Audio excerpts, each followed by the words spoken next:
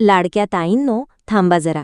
पुढचे 48 तास तुमचं नशीब बदलू शकतात. होय, अगदी बरोबर ऐकलत तुम्ही. तुम्ही सगळ्या ज्या 21व्या हप्त्याची आतुरतेने वाट बघत आहात ना, तो हप्ता कधीही तुमच्या खात्यात पडू शकतो. पण इथेच ट्विस्ट आहे, सगळ्यांनाच पैसे मिळणार नाहीत. हो, काही ताईंना डायरेक्ट पैसे, तर काहींचा हप्ता पुन्हा अडकू शकतो.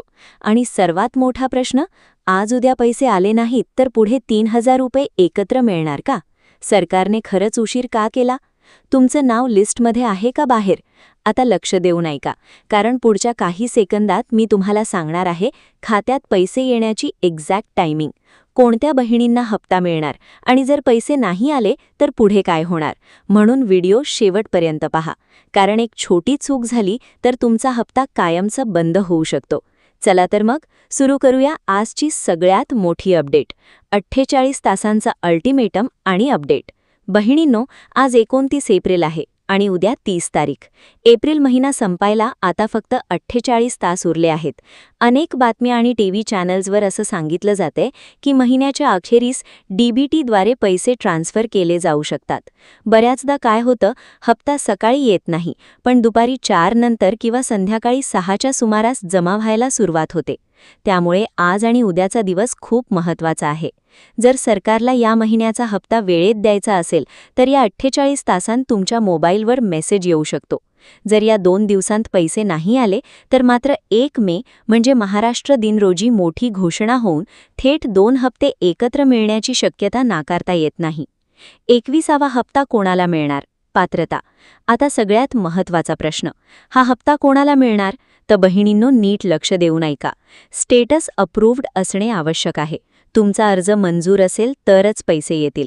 आधार लिंकिंग, KYC. जर तुमचं बँक खाते आधारशी लिंक नसेल तर तात्काळ बँकेत जाऊन KYC करून घ्या. DBT active.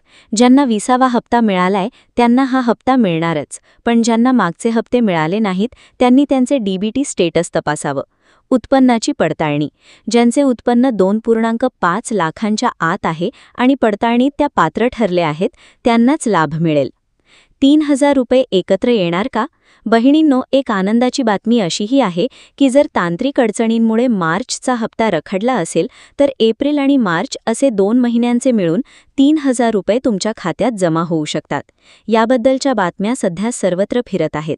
सरकार यावर काय निर्णय घेतंय याकडे सर्वांचं लक्ष लागलंय. आता मला तुम्हाला एक छोटा प्रश्न विचारायचा आहे. ताईंनो, तुम्हाला खरंच असं वाटतंय का की निवडणुका संपल्यामुळे सरकार या योजनेकडे दुर्लक्ष करतंय की सरकार फक्त तांत्रिक कामात व्यस्त आहे? तुमचं मत कमेंटमध्ये नक्की सांगा. आणि महत्त्वाचं म्हणजे तुमचं नाव, तुमचा जिल्हा आणि तुम्हाला 20वा हप्ता मिळाला आहे का हे कमेंटमध्ये लिहायला विसरू नका. ज्यांना हप्ते मिळालेले नाहीत त्यांच्यासाठी आपण सरकारकडे मागणी करूया की त्यांना 6000 रुपयांचा थकीत हप्ता मिळावा. तर लाडक्या ताईंनो, ही होती आजची सगळी लेटेस्ट अपडेट. आता पुढचे 48 तास खूप महत्त्वाचे आहेत, त्यामुळे सतत तुमचं बँक अकाउंट चेक करत राहा. जर तुमच्या खात्यात पैसे आले असतील तर लगेच कमेंटमध्ये तुमचं नाव, जिल्हा आणि किती वाजता पैसे आले ते नक्की सांगा. तुमची एक कमेंट इतर ताईंनाही मदत करेल. आणि अजून पैसे नाही आले तर काळजी करू नका, कारण अपडेटनुसार कधीही हप्ता जमा होऊ शकतो.